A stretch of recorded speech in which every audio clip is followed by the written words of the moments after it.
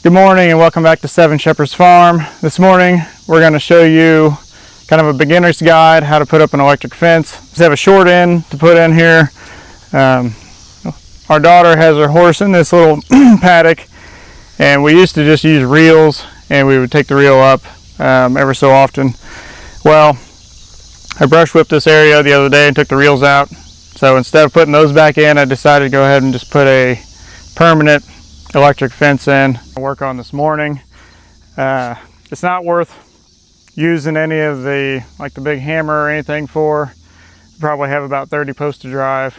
Thought this would be a good chance to show you how we did it up until we had that driver. We just drove everything with like a T-post driver here. This is a homemade one, but you can buy them at any kind of hardware store or any kind of ag store. And then we're just going to use fiberglass post and put up a 2-strand high tensile fence, and hopefully this won't take too long, but we're just going to run it straight.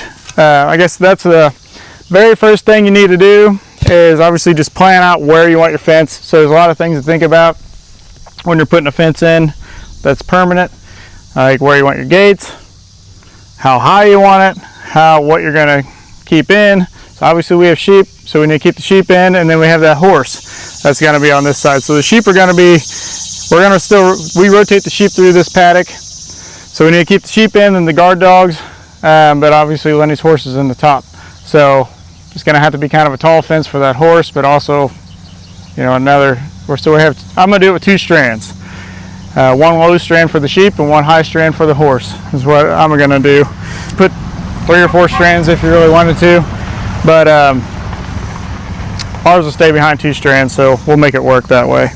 So here's where we're going to start, and I can already see where I want to go to. There's another fence that divides this ridge, and I can see it from here, so I want to make a straight shot for the basically over there by that water tank. So, and we also there's some dry ponds here for erosion control, so I want to be able to shoot it straight across one of these dry ponds and leave enough room where I can still drive like the 4-wheeler, or she can ride the horse over top of that dam. So there's a lot of things to think about before you start just throwing in post and putting the wire down. So that's the first step, and I pretty well got that all figured out. I like to have on these electric fences, I like to have a nice wide gate. I'm not going to make it too exact because it's going to be an electric fence gate anyway, so I can cut the wire any length I want. But if you're going to put a fixed swinging gate, you'd have to measure this out, put a 16-foot gate or whatever you want in here. So I'm just going to step it off because I know more or less where I want this thing to begin, and I'll kind of tell you about how far this fence is hot. So this is our we have an electric offset right here, and this powers this whole side of the farm. So I'm not going to turn it off because we have sheep out in the field. So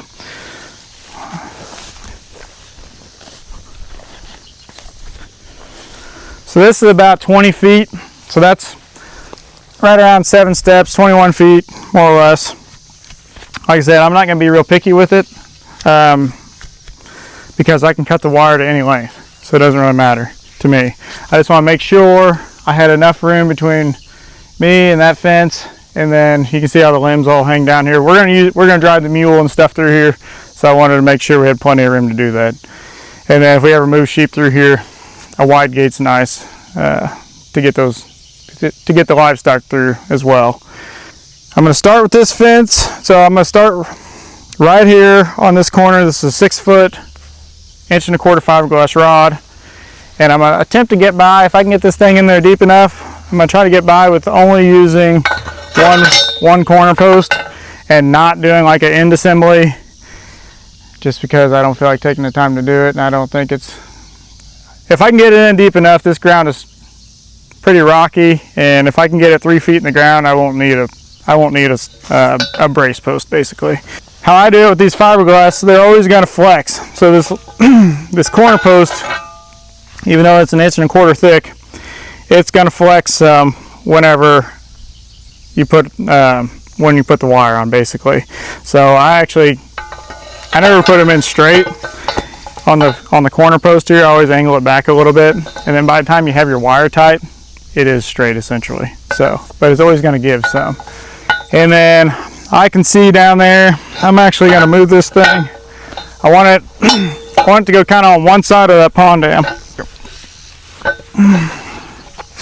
And I have a fiberglass fence post over there that I also want to connect to, and I want them all to be, you know, somewhat lined up. So I think I'm in more or less the right spot here. You can be as picky as you want on this process.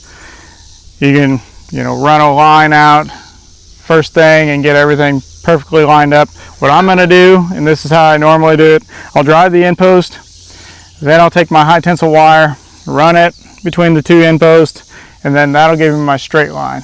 And then I can, from there, I can just go in and drive all my inline post, and they'll be straight.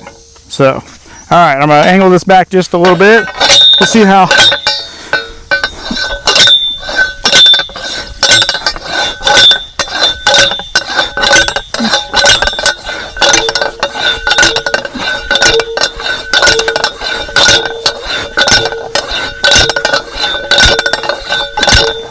I'm hitting something hard. When it starts to bounce, you know you're on something, either solid rock, something similar to it. So it's starting to, my post driver is actually bouncing off this.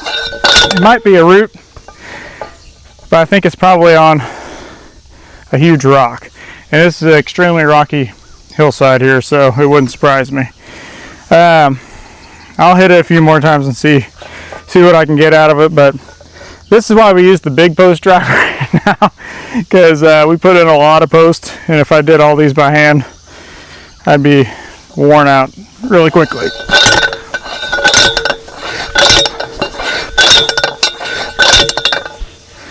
Alright, I'm hitting solid, something very solid. I was hoping to get it in a little farther.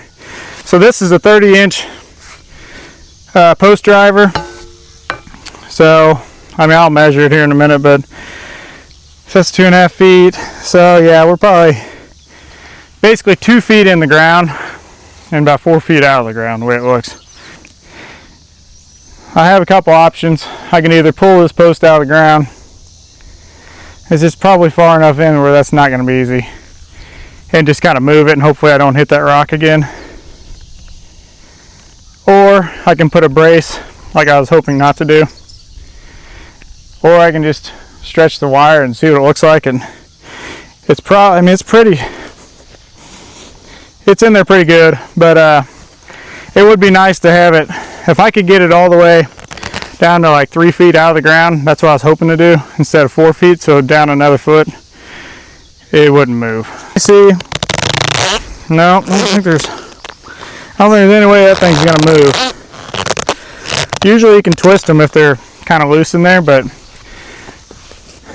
anyway, this is the problems you're going to run into anytime you put up a fence. So I'm just going to hit it a few more times, see if I can get it to budge. If there's like we're by a tree, so there's a chance it's a root. If it was a root, I could probably drive through it.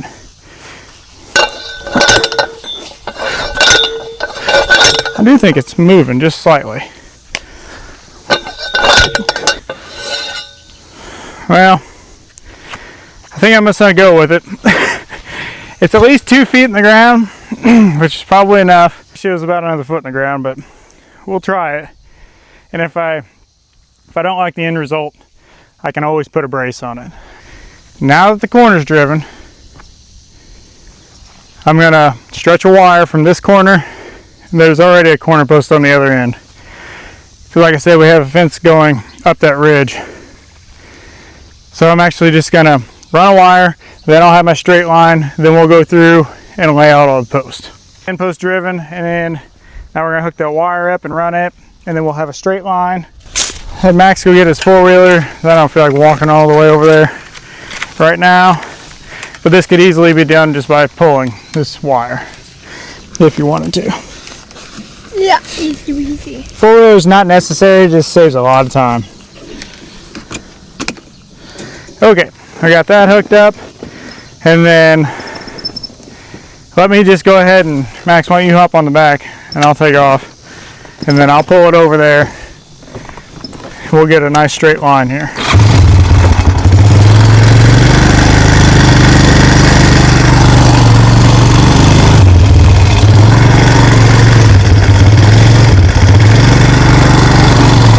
Wire stretched out, and what I'm going to do now is just make sure it's straight. So it goes through a pretty good dip right there, and I'm just eyeballing it basically from here. You just want to put a little tension on it so it lifts the whole wire more or less off the ground. You can kind of see if it's going to lay down straight.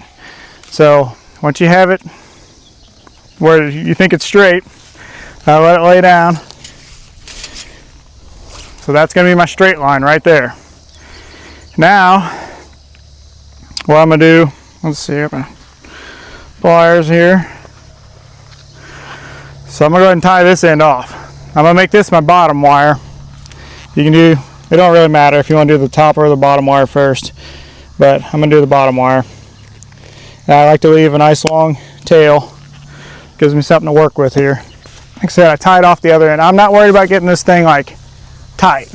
I just want it snug to where it's not going to go back and forth. It's going to stay, you know, in a straight line. So I'll do 2 wraps there. Let's do that hangman's noose around it about 5 or 6 turns. There's a lot more complicated knots you could do, but my theory is something has to give. So instead of ripping my corner post out of the ground, if something hits this fence and takes this hangman's noose out, it's probably going to rip my post out too. So, and then this is going to be for my gate. So I take the rest of that tail, I just make a little loop around it so it's all one piece. I haven't cut anything,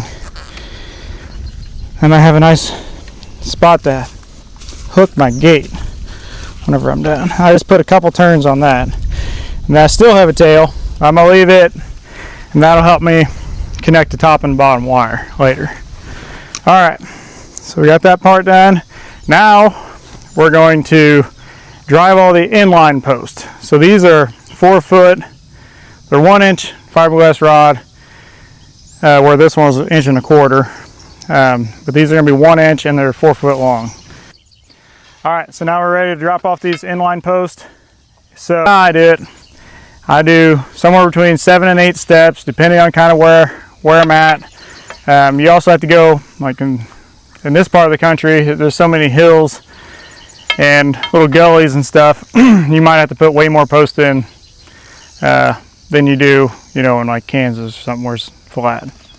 I go on average somewhere between 7 and 8 steps, and then if I have a big drop or a big gully or a hill that crest, I'll drop another post there, just to keep the fence at the same. The whole point is to keep the wire at a consistent height. All right, here we go. This is how I drop them off if I was doing it by myself.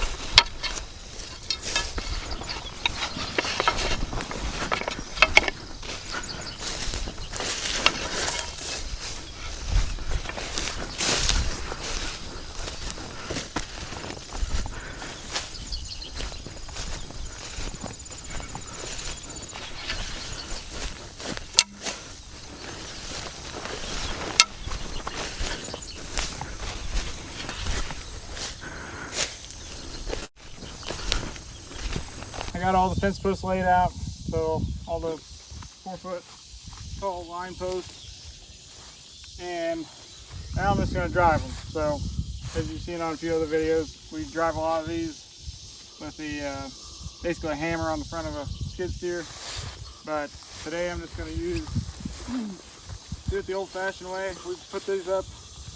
This is how we put up fence forever until last year, basically, when we knew we had so much fence to put up that we went ahead and bought that hammer. So until then, this is how we put them all up.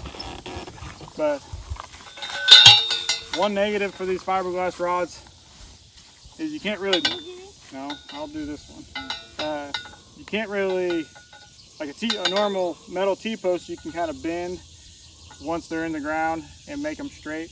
For the fiberglass, they'll just flex and they'll go back to their original shape. So when you're driving these, however you get them in the ground, that's how they're going to stay. There's no like bending them to look straight. But,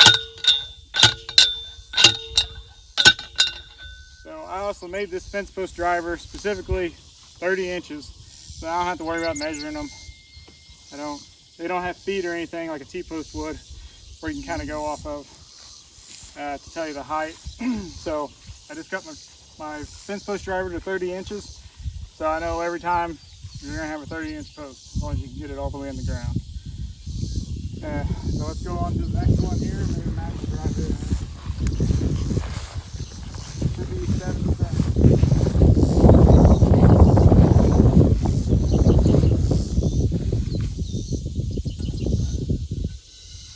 Got it? I offset my fence post, so I always leave like a 1/2 inch gap between the post and the wire. Because if you keep putting your fence post tied up against your wire, without you realizing it, you're actually pushing that wire. So that wire is your straight line. So you don't want to push the wire. You want to leave a slight gap between the post and the wire. Otherwise, if you push it over, you know, 1/4 of an inch every time, well, you do your 50 or 100 posts, that's all. And it adds up, basically. Got it? Put the hammer down. That's it? Yeah. Oh, good enough.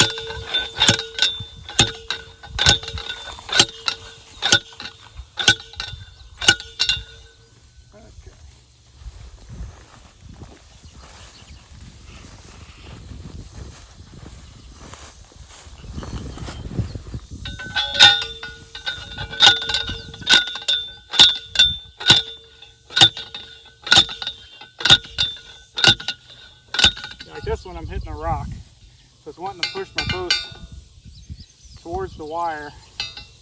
So before I'm all the way down, I want to kind of get it as straight as I can, and then I'm about 2 inches from being driven all the way in. So now that I have it more straightened out, I'm about to finish it.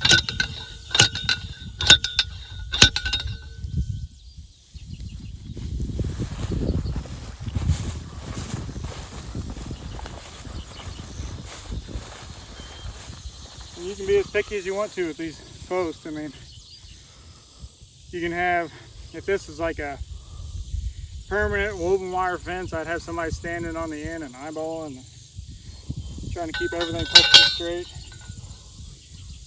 Basically, I'm not as picky with the electric fence. I want it to look good, but you know, if it's a 1/2 inch off, it's fine.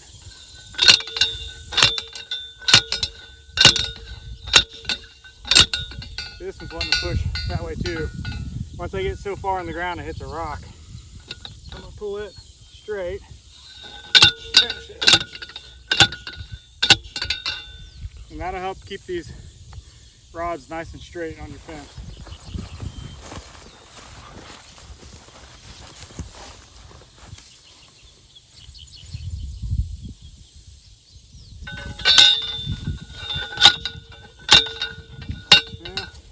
That one I hit a rock from the very beginning.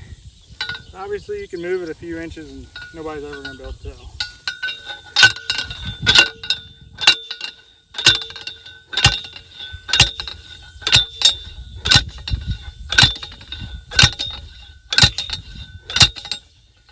That one there is hitting a pretty good sized rock.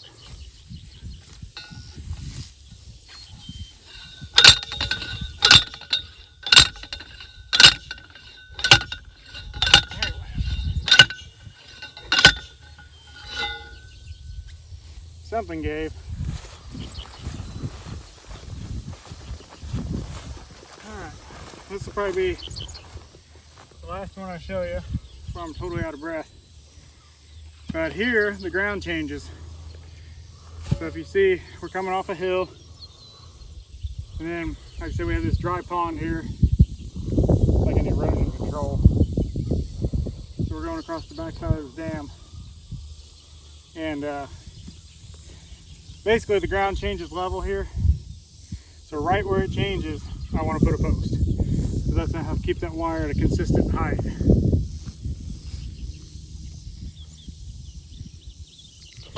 So I think this one's like 6 steps apart instead of 7. So just kind of adjust it. In my opinion, you're better off having your wire the right height than your post perfectly spaced out.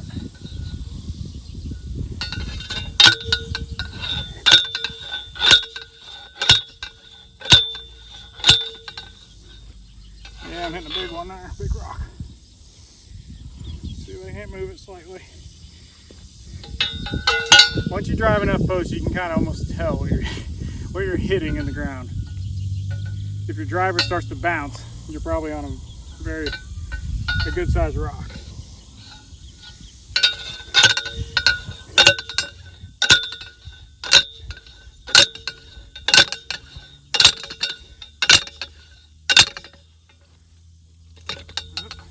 Hear the rock down there.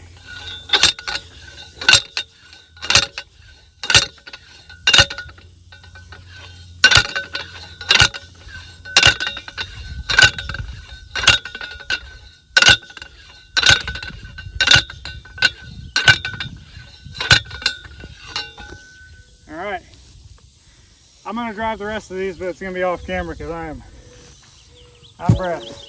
But I'll drive the rest of these and then I'll show you how we clip them. Alright, so we got all the fence posts driven and we got one wire stretched, and now I'm going to show you how we attach these wires. So here's some of the things we use. These are the clips we actually are going to now. The old clips we used, they just went up way too high in price, like $1 a piece now. So they're too expensive. So these are actually rebar tie wires. They're cut to length, got a little loop on each end, and then I got just a little rebar tire. It's like a few bucks on Amazon, and I think we have a link to that. So the other thing I have is just this Dewalt battery powered grinder with a 1/8 inch thick blade. That's a key factor because the 1/8 inch thick blade allows that wire to slide through it, but isn't so loose that it gives it too much play. It's basically the perfect thickness. And then it's got my measuring stick. So this is based off of the O'Brien fence post. So number 3 here is like 11.5 inches tall, and then the other one we're going to use, since we're fencing off that horse, I'm going to go with 25. This is a 25-inch mark. So here's how we do that.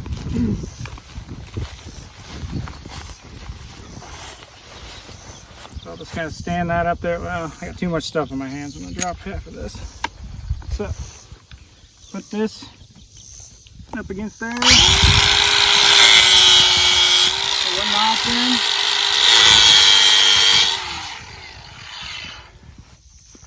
I'm just going to show you. I only have one wire stretch right now. This is kind of just to demonstrate it. You see how that wire sits in there? You don't want to grind too far into your post because it weakens the post. But you want it far enough to where the wire is completely within the post whenever you're done. Slide back and forth even after we tie it. So that's like the key factor there. The notch gives it something to sit in and holds the height, but it also lets that wire flex and slide in your post. It's in there just barely deeper than the wire is how I notch that. And then here's how we tie them. I'll do one nice and slow. I need to go ahead and put that second wire up, but so I go diagonally across the wire.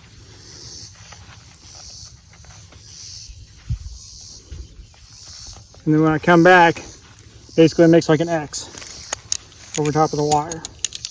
And that seems to let it slide easier than if you strictly double wrap it where it's not in an X shape. And then that'll just let it slide. I don't know if you can pick that up on camera or not, but it slides really easily in there. And that is never coming off of there.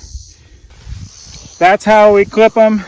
Just wanted to show you that before we kind of get the second wire ran here. I'm going to go ahead, I'll just leave this all sit right here. I'm going to run the second wire, and then we'll go through and just clip everything, grind it, clip it all at one time, and then we'll be done. I'll show you that here in a minute. Okay, so we got the second wire ran, and I went through all the fence posts and just, like I said, used my measuring stick, and I just ground a little notch on each fiberglass post at number 3, and then the top one here, so it's like 11.5 inches and 25 inches, all the line post. So now I'm going to tie off this end post here. So I'm going to go ahead and get it to the height I want, and then make sure it doesn't move. Actually, it already is the height I want it. It's at 3 and 25. I just eyeballed that one, but it's where I want it. So I just used some regular, this is 14 gauge tie wire. I just cut off a good length of it. And here's how I make sure that these things don't slide up and down, because they definitely would unless we did something to this wire. It would move over time. So I just take it, I wrap it around there twice, right above the electric fence wire. I just kind of twist it a couple times there, and then I just snug it up with my pliers. You don't want to break it, obviously. Since I have this end, what I'm gonna do is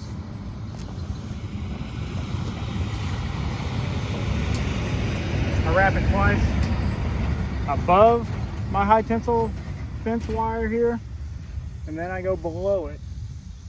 Then I twist it, and then I go below it, and I wrap it, double wrap it again, and then I go ahead and tighten it up again. Just snug it, it doesn't have to be crazy tight. And let's take off the end so it doesn't get tangled up in anything. And that's it. So then this wire, the fence wire, cannot go up and down anymore. And I just do it on, obviously, both wires. Done. Now, really the only thing left to do with this end post is to connect the top and the bottom wire. So that's why I leave these nice long tails on there. You only need one. So I'm actually going to snip that bottom one off and take it with me. And what I do,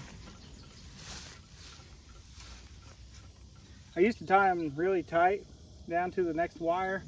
I've gotten away from doing that just in case I ever want to move the height of this wire.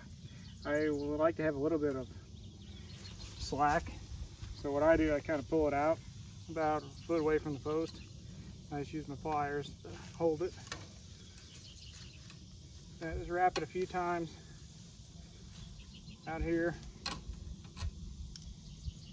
And I'm going to cut the excess off. Take that with me. Take the grass off of there.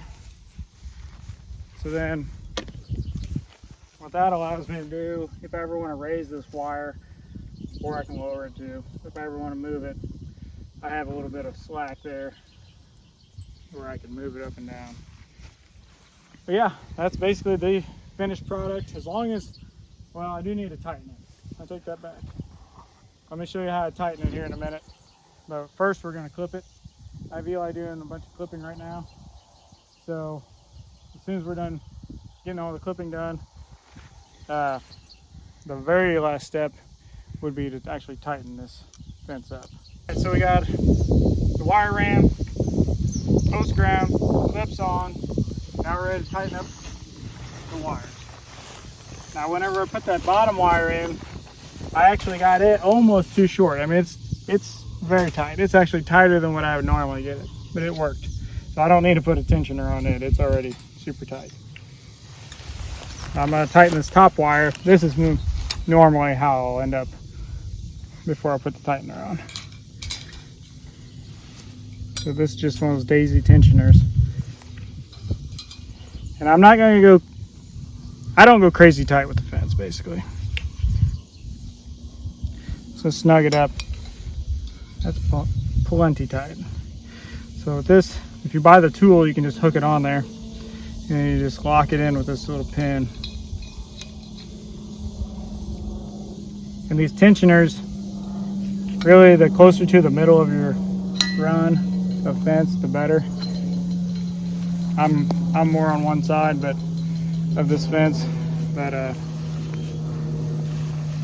this way I can check it, and if I need to tension it up, I know where to find the tightener. I don't have to go looking for it. But that's plenty tight right there.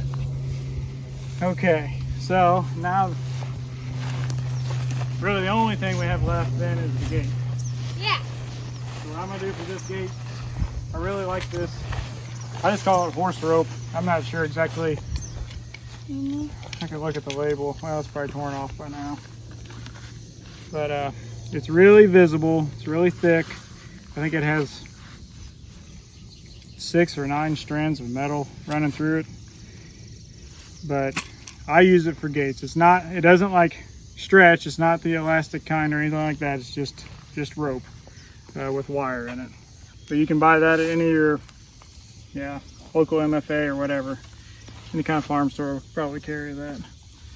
So since the electric is carried from that fence and I want to get over here, I'm actually going to, I made these little hooks to hook my handles on, but I don't really need them on this fence.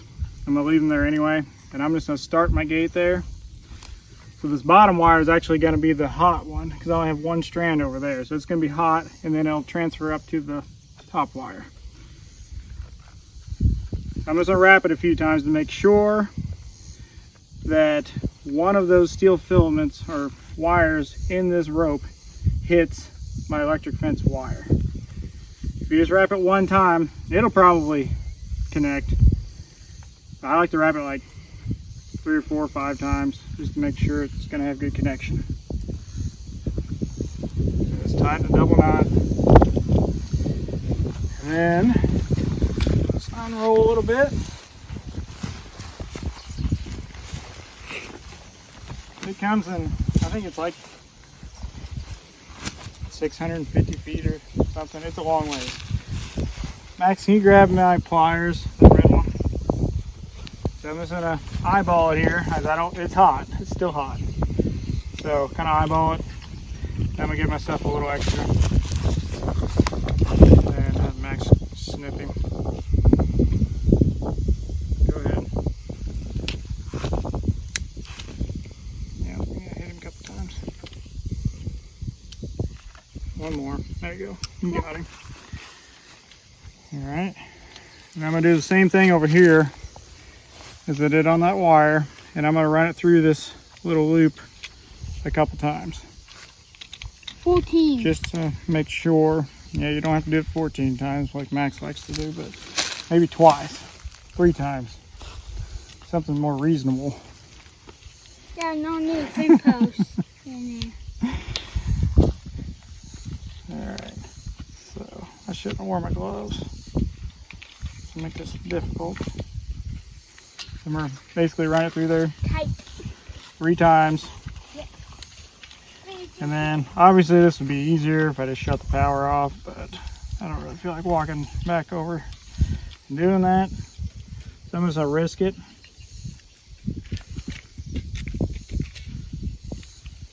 I am taking my gloves off though.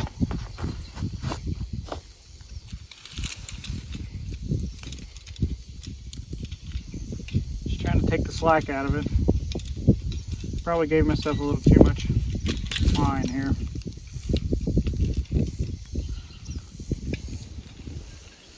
Alright, you want it snug, but you don't want it so tight that your kids can't undo the gate. Otherwise you have to do it. Okay, so that's about, I'd say it's pretty well perfect. Okay. Now let's undo a few knots. Like I said, I have a little bit of extra slack here, but instead of cutting it off, I just keep tying until it's all taken up. Then if I ever have to adjust my gate, if it ends up not being tight enough or too tight or whatever, I have something to work with. I don't like cutting all the wire off. I just tying that just to take the slack out. Extra. There. Max, watch out, because it's going to be hot. So then, you're ready. If I hang it up, hook it there, and that's a hot fence. The whole thing's hot. Now I'm gonna go ahead and make a second wire for the top there, and then we'll be done. So we got the second strand of the gate up, and so that's the rope gate we like to use. It's about 20 foot wide. The one thing I forgot to mention earlier, I step the fence post off. It's about 7-8 steps, and each one of my steps I figure is about 3 feet. So, you know, you're talking 21 to 24 feet in between fence posts on average. But we got the 2 lines stretched, everything's tight. This thing's ready to hold the horse. So we'll just have to run it in here, and then we'll be done with this project. But thanks for following along, and if you have any questions regarding how to put up an electric fence, just leave them in the comments and we'll be sure to answer them. Thanks for watching.